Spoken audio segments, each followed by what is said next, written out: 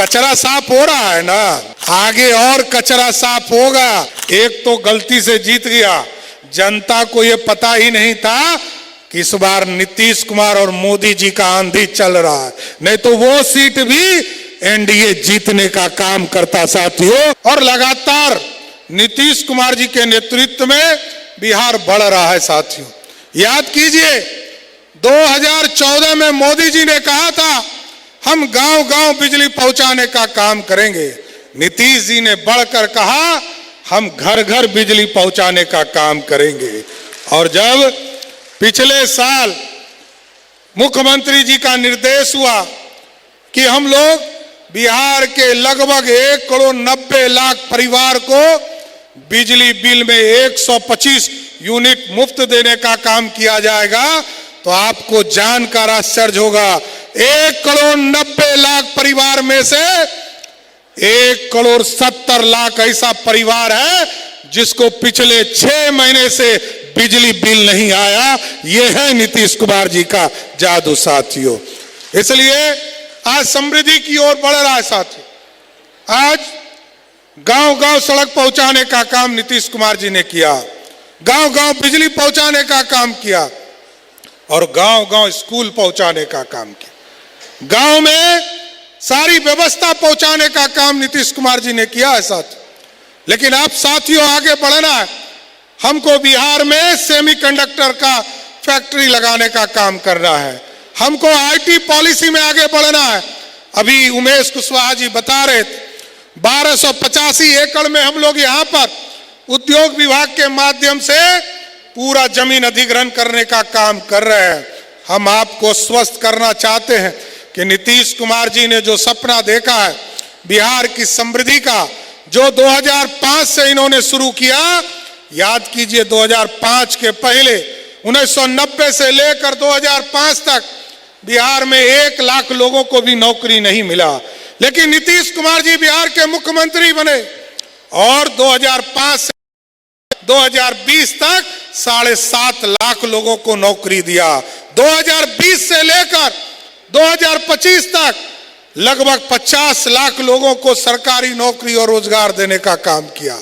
और इस बार नीतीश कुमार जी ने तय किया है, एनडीए ने तय किया है, जो आपने जनमत दिया है, अगले 5 वर्षों में 1 करोड़ लोगों को सरकारी नौकरी और रोजगार देने का काम किया जाएगा। और साथियों स्पष्ट है बिहार की समृद्धि तभी हो पाएगा जब बिहार में उद्योग लगेंगे।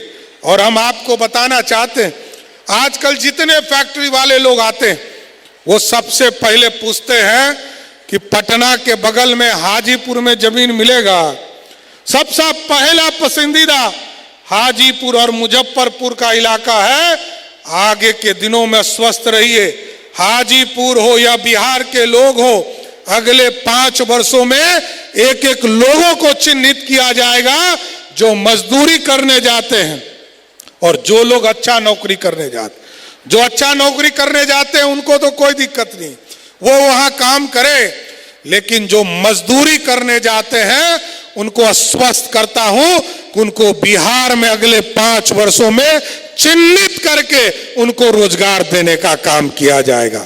इसलिए आज समृद्धि यात्रा में आपके बीच में माननीय मुख्यमंत्री जी आए और बिहार की समृद्धि के लिए काम कर रहे। पिछले प्रगति यात्रा में कई घोषणा किए थे इन्होंने और सबको अभी समीक्षा इन्होंने किया, सब में काम चल रहा है साथियों। चाहे वो जमीन अधिग्रहण का काम हो, चाहे वो इको टूरिज्म का काम हो या शहर के अंदर ड्रेनेज बनाने का काम हो। आदरणीय मुख्यमंत्री जी और सभी लोगों ने निर्देश दिया है कि स्पष्ट तौर पर बिहार की समृद्धि के लिए जो कचरा है उसको साफ करना है।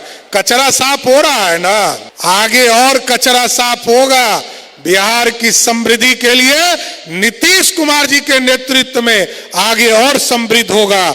इसलिए तमाम लोगों से मैं फिर से आग्रह और निवेदन करूंगा, आपने 8 में से 7 सीटें हमें जिताने का काम किया है।